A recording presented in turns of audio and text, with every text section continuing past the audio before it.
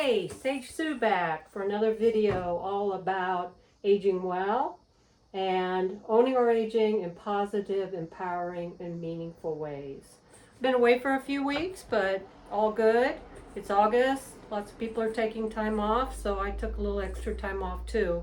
But today I thought I'd come back and talk a little bit more about my own transition to my what's next, something that started for me a few months ago.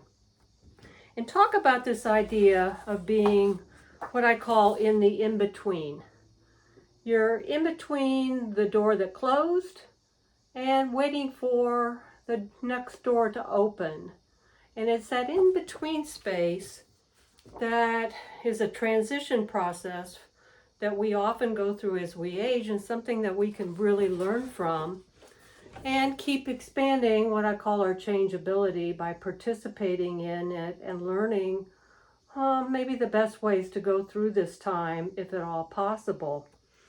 I've learned a few things about going through transitions because I've been through a lot of them, and I've done things wrong, I've done things right. I can't say it's the easiest time to go through because it is in the in-between. We know the door is closed, but we don't know what the next door is going to open for us. But let me talk about a couple of ways that we don't want to do this. One of my earliest transitions was after college, when I graduated and then waited for that first right job to come along. And what I did during that time was what I called a lot of bench warming, is just sitting and waiting for it to happen. And that was also the time when, there wasn't email and there weren't cell phones. And I can't tell you how many hours and days I sat by the phone waiting for the call about, the right job. Well, what happened for that first job was, even though I tried to push it a little faster, I graduated in May and the right job for me didn't show up until November. So there was a big in-between space in there that I had to go through. And I learned after that really it was a waste to me that I didn't take advantage of that time, both for myself, but also for the experience. So the first thing to do is don't bench warm. Don't think you're going to sit on a bench somewhere and then just it's all going to be taken care of and you're going to move on to the next thing. Doesn't work that way. The other mistake a lot of people make is they try to jump into it too fast. They try to leap through it. And this is a pretty easy mode of trying to transition because we don't like empty space. So a lot of us will try or want to just fill up that space as fast as possible. And again, it's not the way we can successfully navigate this really important transition and change for us. It's another change for us as we go through life, and not something just as we get older, but with so many things, change speeds up again as we get older, and we're likely to go through more of these transitions. That's why it's so important to try to think about this and learn from my experiences and hopefully put these into practice if you're going through that space. So not jumping.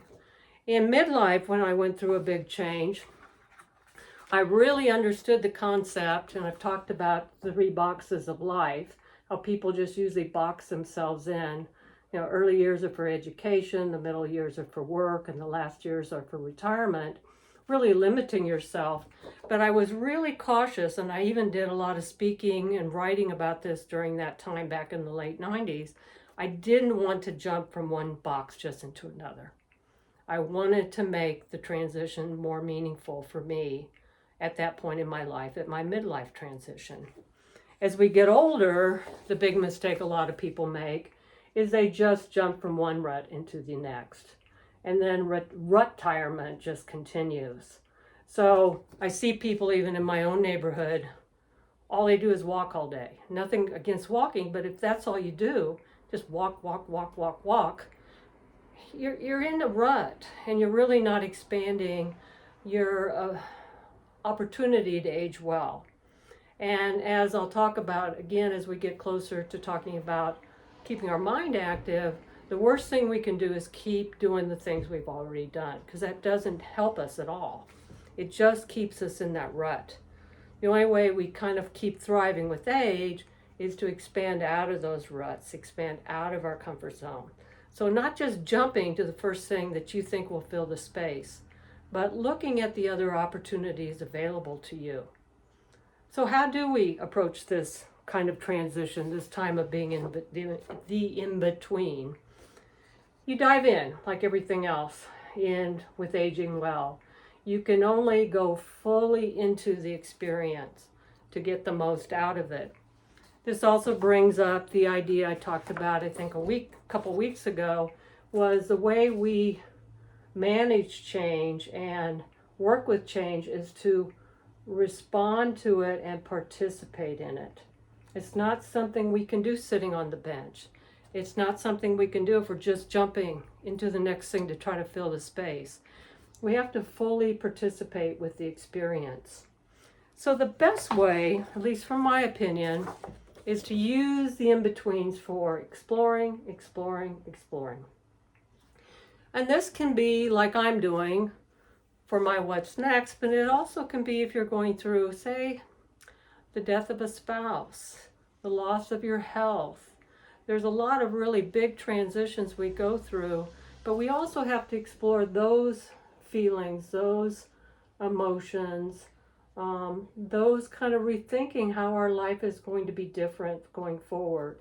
So really using the in-between as a big exploration time of your life experience. For me, I'm really focused on what I call the 3 areas of the balanced life plan that, again, I talked about weeks ago, and really looking at, how do I do more to pursue my purpose? How do I look for that for this new round? How do I learn new things? And how do I have fun? So how have I been doing this? Kind of focused on the balanced life plan.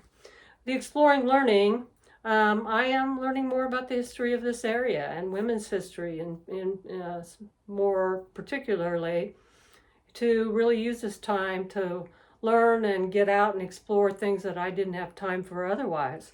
I've also been trying new projects. My latest one is creating a rag rug. I crocheted a rag rug using strips of used sheets. Something I kind of remembered my grandma doing, and looking at the results, she did it in a different way, but this is a crocheted version. But it was a very labor-intense process to strip the sheets into 2-inch pieces that became the yarn for the project, gathering up the sheets from, my neighbors or going to the Goodwill store, cleaning up all the strips, then combining them kind of in a no-sew process and then crocheting, but it's really fun. I'm calling this the spa rug because if you step on it, it's really cushy. It's like getting a massage for your rug. It's really, really cool. So it's a great time to explore things like that. Just explore new creative projects. I'm also exploring purpose. That's so important to have our reason to get up in the morning when we grow older. So I'm looking at it from 2 perspectives this time around, things that I can volunteer for and give of my time without compensation, but also some ways that I might take on part-time paid work that can also benefit me and giving me some extra income. So that's another area that I'm pursuing at this point in time. I'm also just having fun. One of my favorite things right now is I go visit the neighbors and I take my dog, and he's really getting into it because they have dog treats and he likes going seeing the neighbors. So I'll spend, probably several afternoons a week just stopping by and visiting neighbors, spending time with my friends more, doing fun things like going to the movies or just exploring new experiences. I'm loving the different kinds of exercise classes I'm getting to do. I'm finding that there's great offerings during the week, during the daytime when I couldn't participate before. So there's all sorts of ways we can use this time to explore, both during a transition to just my what's next, but there's also other ways when we're going through, like I said, heavier transition and loss. It's an exploration time. The last thing I want to mention about this is that keep in mind that there is no right timing for this. The timing will be on its own timing. I have gone through transitions that I didn't know what my what's next was for a couple of years. There are times that it came a few months later. But to not get set on any timetable in terms of when this has to happen. It will come when it's ready, and it's almost like a discovery process The decisions will make themselves known when the timing is right. And so again, make the most, make the most of this in-between time and not either sit and wait for it or jump too fast and try to fill the space. Just make the most of the experience, like so much of our later life experience can be. Also just close that this is one more lifestyle change that we go through and we'll keep going through to keep ourselves empowered for life. So to, again, use it as a learning experience. Use it to really hone your skills in going through transitions so you're better able to make those next transitions, because they will come. They will come. One last thing I always like to mention, if you want to see more of my videos, you can go to my YouTube channel at AgeTHRIVE. I'm also on Facebook, Let's Thrive with Age. I hope you have a great week. I hope you're having a great summer, and we will see you again in a few weeks. Take care. Bye.